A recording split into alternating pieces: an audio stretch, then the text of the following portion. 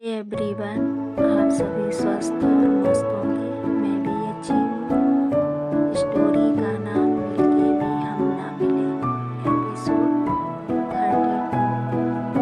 अब तक आपने सुना था कि अवनीश छवि और अवनी को रिहा कर देता है। कांस्टेबल के पूछने पर वह बताता है कि उसने छवि और अवनी को फॉलो करने के लिए कुछ लोग हायर किए हैं।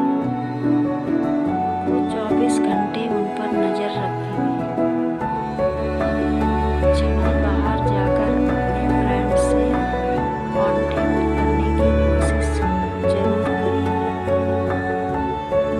फिर क्या, हम तो पूछ लेंगे उन दोनों को। कांस्टेबल कहती है, सर आप तो बहुत ही इंटेलिजेंट हो। यह प्लान बढ़िया है। इससे उनका साथ भी बन जाएगा और यादें भी नहीं टूटेगी। अवनीश कहता है, तुमको क्या लगता है ऐसे ही एचएचओ बन गया?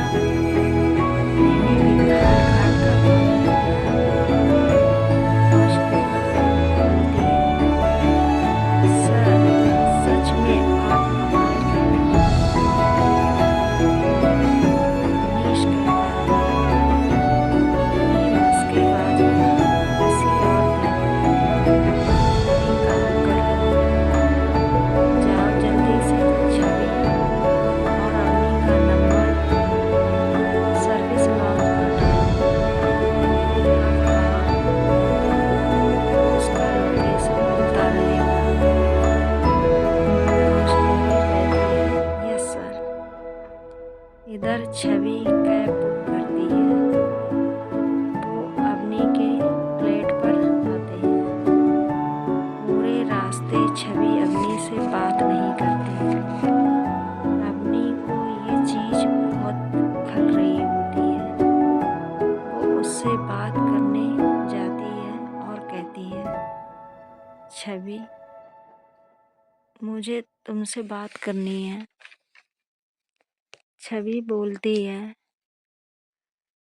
टेंशन मत लो, बस आज रात मैं यहाँ रुकूंगी, कल चली जाऊंगी। अब तक जितनी मेहरबानियाँ की हैं उसमें से एक मेहरबानी और कर दो कि आज भर रहने दो, क्योंकि शाम हो गई है, कल देख लूँगी मैं अपना। अवनी कहती है, छवि प्लीज़ मुझे माफ़ कर दे यार। मुझे उस टाइम समझ नहीं आया था मैं क्या करूं। वो लोग मम्मी पापा को बुलाने को कह रहे थे और तुझे तो पता है ना कि मेरे मम्मी पापा कैसे हैं। मैं बहुत डर गई थी।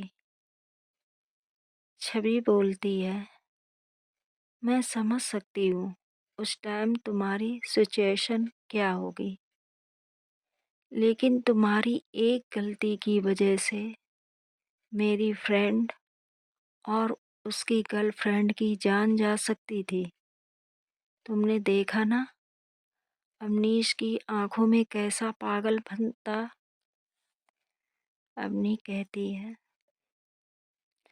मुझे माफ़ कर दे प्लीज़। छवि बोलती है, मुझे रेस्ट करना है, तुम जाओ, सुबह बात करते हैं। अवनी ना चाहते हुए भी चली जाती है वहाँ से। छवि अपने बेड पर बैठ जाती है। अचानक उसे ऐसा लगता है जैसे कोई उसे देख रहा है। वो खिड़की के पास जाती है, इधर उधर देखती है, कोई नहीं रहता। वो खिड़की बंद कर देती है और आगे बेड पर बैठ जाती है।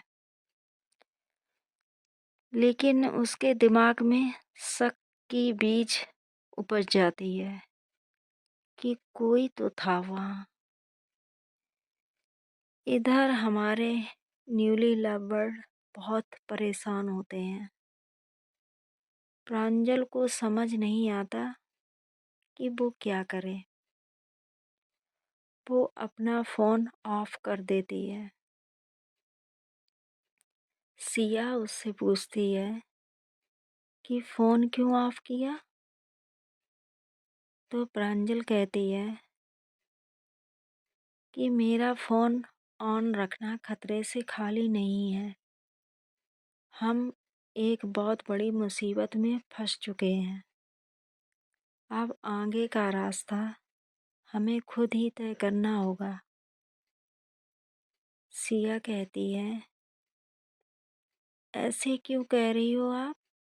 आपकी फ्रेंड का क्या, जो शायद भाई की गिरफ्त में है?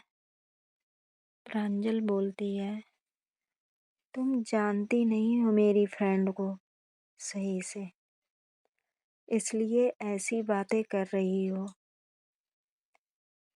वो बहुत चालाक है, कुछ ना कुछ जुगाड़ बना ही लेगी वो। सिया कहती है, शायद आप मेरे भाई को नहीं जानती। वो कैसे इंसान है, वो कभी नहीं छोड़ेंगे छवि को। प्रांजल बोलती है, क्या है तुम्हारा भाई? HHO ही है ना? लेकिन तुमको ये पता है कि छवि कौन है? सिया कहती है, कौन है? प्रांजल बोलती है, उसके पापा कमिश्नर हैं। वो आराम से निकल जाएगी वहाँ से। अभी हमें अपने बारे में सोचना होगा कि हम कैसे निकलें। सिया कहती है, ओह, इसीलिए वो लड़की इतनी डैशिंग थी। एक बार के लिए तो उसे देख के मेरा दिल फिसल ही गया था। प्रांजल उसे घूर के देखती है और पूछती है, क्या बोला अभी तुमने? तुम्हारा दिल फिसल गया था? सिया कहती है, हाँ, तो इतनी सुंदर और डैशिंग लड़की पर तो किसी का भी दिल फिसल जाएगा। प्रांजल का मुंह एकदम से उतर जाता है। ऐसा लगता है कि वो रो देगी। सिया उसका फेस देखकर समझ जाती है कि इसने सीरियस ले लिया है इस बात को। वो उसके हाथों पर अपना हाथ रखती है और कहती है, सुनो, चाहे कोई कितनी भी डैशिंग हो, लेकिन मेरा दिल सिर्फ आपका है। I love you. Pranjal Siya की ये बात सुनकर तो फूले नहीं समाती। वो भी सिया का हाथ पकड़कर उस पर किस करने लगती है। सिया कहती है, आगे भी देख लो या एक्सीडेंट कराना है। और वैसे भी मुझे बहुत ज़ोर से भूख लगी है। रात से कुछ नहीं खाया, कुछ खिला दो पहले। प्रांजल बोलती है, हाँ, तो ढूंढ रही हूँ ना मैं कोई हल। और तुमको बोला था ना रात में खाना खाने को, लेकिन नहीं, तुम ठहरी जिद्दी इंसान। चलो आगे चलते हैं, देखते हैं कुछ मिल जाए तो। सिया कहती है, नहीं, पहले सुना लो मुझे, फिर कुछ खिलाना। वैसे भी आपके ताने ही काफ़ी हैं मेरी भूख मिटाने के लिए। वो अपना मुंह दूसरी साइड कर लेती है। प्रांजल बोलती है, अच्छा बाबा, चल रही हूँ ना, देखते हैं कुछ मिलता है आगे तो। सिया कुछ नहीं बोलती। प्रांजल कार स्टार्ट करती है और वहाँ से निकल जाते हैं। करीब 30 मिनट चलने के बाद उन्हें एक ढाबा दिखाई देता है। सिया बच्चों के जैसे खुश हो जाती है। कहती है, वो देखो आगे ढाबा है, जल्दी से गाड़ी रोको, बहुत जोर से भूख लगी है। प्रांजल थोड़ा गुस्से से, ये यहीं रोक दूं गाड़ी? सिया देखती है कि प्रांजल थोड़ी झुलझुलाई हुई है तो वो चुप हो जाती है। वो ढाबे पर जाते हैं, गाड़ी पार्क करते हैं। सिया झट से कार का डोर खोलकर उतर जाती है। लंगड़ाते हुए जाके वहाँ खाट लगी होती है, उस पर बैठ जाती है।